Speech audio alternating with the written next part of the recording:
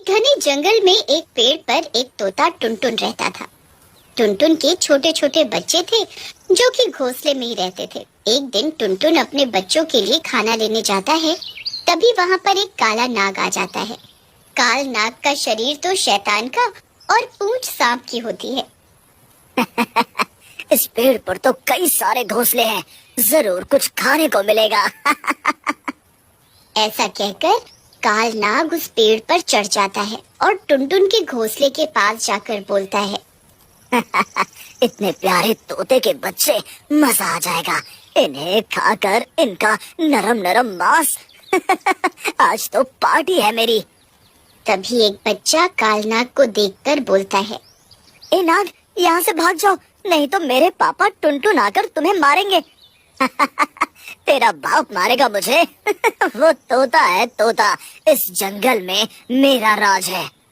ऐसा कहकर काल नाग टुनटुन के सारे बच्चों को मारकर खा जाता है और वहाँ से चला जाता है। रात में टुनटुन तोता बच्चों के लिए खाना लेकर आता है, लेकिन अपने बच्चों को न पाकर दुखी हो जाता है और रोने लगता है।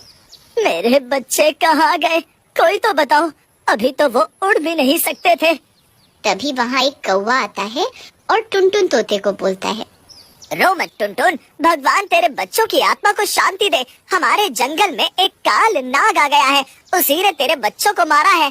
तो तुमने कुछ किया क्यों नहीं? सब मिलकर उस काल नाग को मार डालते। हम क्या कर सकते हैं टुनटुन, हम तो बहुत कमजोर हैं। उस काल नाग के सामने वो बहुत ताकतवर है। ठीक है, कोई कुछ नहीं कर सकता तो मैं अकेले ही करूँगा और अपने बच्चों की मौत का बदला लूंगा। ऐसा कहकर टुनटुन वहाँ से उड़कर चला जाता है। कई दिन बीत जाते हैं, लेकिन टुनटुन को कुछ समझ नहीं आता कि वो अपने बच्चों की मौत का बदला कैसे ले। वो एक पेड़ पर उदास बैठा होता है। तभी वहाँ एक चुड़ैल आती है। वाह तोता, आज तो मेरी पार्टी हो जाएगी। बहुत दिनों बाद तोते का नरम और स्वादिष्ट मांस खाने को मिलेगा। ऐसा कहकर चुड़ैल टुनटुन की तरफ बढ़ती है, लेकिन टुनटुन वहीं चुपचाप बैठा रहता है। ये देख चुड़ैल टुनटुन से कहती है, क्या हुआ तोते, तू डर नहीं रहा? तुझे मुझसे डर नहीं लगता? मैं तो तुझे मारकर खाना चाहती हूँ। चुड़ैल की बात सुनकर टुनटुन चुड़ैल से बोलता है, मारना है तो मार डालो, मैं वैसे भी अपने बच्चों के बिना नहीं जीना चाहता और भगवान ने भी मुझे इतना कमजोर बनाया कि मैं उनकी मौत का बदला भी नहीं ले सकता। ऐसे जीने से मरना ही बेहतर है। टुनटुन की बात सुनकर चुड़ैल सोच में पड़ जाती है और बोलती है, चल छोड़ देती हूँ तुझे। तू भी क्या याद करेगा किस दिलदार चुड़ैल से पाला पड़ा था। लेकिन मुझे बता तो सही, क्यों परेशान है तू और तेरे बच्चों को क्या हुआ? फिर चुड़ैल के कहने पर टुनटुन उसे अपने बच्चों के साथ हुई घटना के बारे में बताता है, जिसे सुनकर चुड़ैल बोलती है, तेरे साथ तो वाकई बहुत बुरा हुआ है। चल मैं तुझे छोड़ देती हूँ, जा उड़ जा, और मैं भी अपने खाने के लिए कुछ और ढूंढती हूँ। लेकिन चुड़ैल के कहने के बाद भी टुनटुन तोता वहीं बैठा रहता है और सोचता है, ये चुड़ैल तो मुझे दयालु लग रही है, क्यों ना इसी के हाथों से उस काल नाग को मरवा दूं। इस तरह मेरा बदला भी पूरा हो जाएगा और उस मरे हुए काल नाग को खाकर इस चुड़ैल की भूख भी मिट जाएगी। टुनटुन को वहीं बैठा देख चुड़ैल बोलती है, बहुत ढीठ है तू, उड़ता भी नहीं, क्या सोच रहा है? चल बता मुझे। चुड़ैल जी, आप इतनी ताकतवर हो, क्या सोच बता मुझे। चुड़ैल जी, आप इतनी ताकतवर हो, आप मेरी मदद करो ना उस काल नाग से बदला लेने में। मुझे कोई मदद नहीं करनी है, चल अब तू फुट यहाँ से। मुझे पहले से ही बहुत भूख लगी है और मूड खराब है, चल जाए यहाँ से। चुड़ैल को ऐसे देख टुनटुन रोता हुआ वहाँ से चला जाता है। लेकिन चुड़ैल को अपने व्यवहार पर बहुत दुख होता है और वो टुनटुन को ढूंढने लगती है। मैंने उस बेचारे तोते के साथ सही व्यवहार नहीं किया, मुझे उससे माफी मांगनी चाहिए। उधर टुनटुन एक पेड़ पर सो रहा होता है। तभी वहाँ कालनाग आ जाता है और टुनटुन को देखकर बोलता है, एक और तोता, लगता है इस जंगल में तोते बहुत हैं, मजा आ जाएगा इस तोते को खाकर। कितना मोटा ताजा है ये। कालनाग सोते हुए टुनटुन के पास पहुँच जाता है और जोर से फुफकारता है। कालनाग की फुफकार सुनकर टुनटुन उठ जाता है। उठ गया तोते तू। आज मैं खाऊंगा तुझे, तेरा नरम नरम मांस। ऐसा कहकर कालनाग अपने विशाल मुंह को टुनटुन की तरफ बढ़ाता है, लेकिन तभी वहाँ चुड़ैल आ जाती है और उसका मुंह पकड़ लेती है। दुष्ट कालनाग, मेरे होते हुए तू टुनटुन को कुछ नहीं कर सकता। चुड़ैल कालनाग को उठाकर पेड़ से नीचे फेंक देती है। चुड़ैल जी, आपका शुक्रिया, आपने मेरी जान बचा ली, नहीं तो ये कालनाग मेरी जान ले लेता। तुम भागो यहाँ से, ये कोई आम सांप नहीं है, ये कालनाग है, शैतानी सांप, इससे तो मैं भी नहीं लड़ सकती। तुम भागो यहाँ से। टुनटुन वहाँ से उड़ जाता है।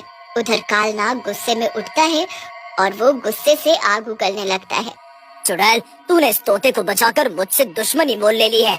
अब मैं पहले तुझे मारूंगा, फिर इस छोटे से तोते को। कालनाग अपने मुंह से आग की लपटें निकालता है और चुड़ैल की ओर फेंकता है। चुड़ैल बुरी तरह झुलस जाती है।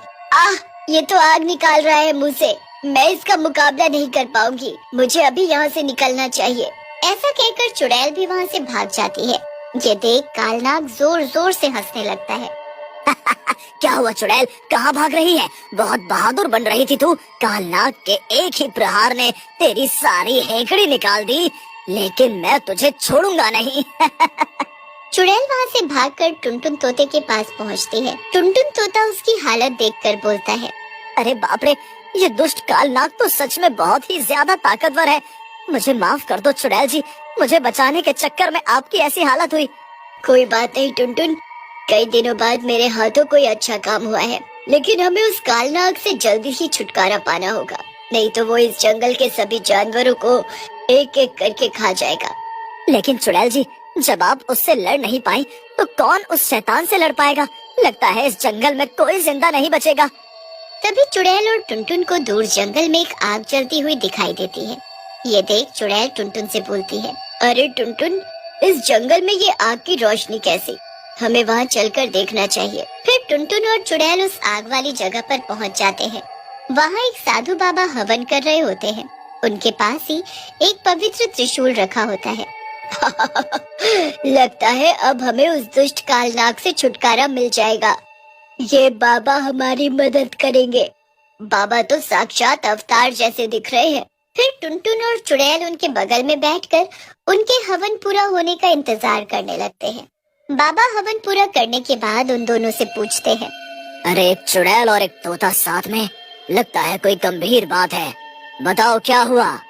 फिर टुनटुन साधु बाबा को सारी बात बताता है, जिसे सुनकर साधु बाबा बोलते हैं, बच्चों, वो कोई साधारण नाग नहीं है, वो कालनाग है जिससे शैतान भी डरते हैं।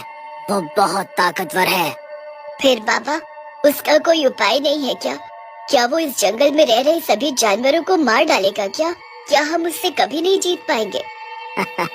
मैंने ऐसा कब कहा कि हम उससे कभी नहीं जीत सकते?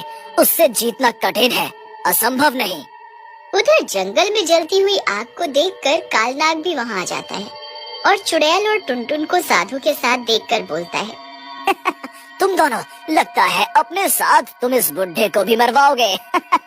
चलो कोई बात नहीं, मैं भी कई दिनों बाद इंसानी मांस खाऊंगा। ऐसा कहकर कालनाग साधु और टुनटुन को पकड़ लेता है। साधु बाबा चुड़ैल से बोलते हैं, बेटा, वो हवन कुंड के पास पड़ा हुआ त्रिशूल इसके माथे पर मार दो, ये मर जाएगा। साधु की बात सुनते ही चुड़ैल त्रिशूल उठाकर कालनाग के माथे पर मार देती है। कालनाग त्रिशूल के लगते ही जलने लगता है और कुछ ही देर में जलकर भस्म हो जाता है। फिर चुड़ैल और टुनटुन वहाँ से चले जाते हैं।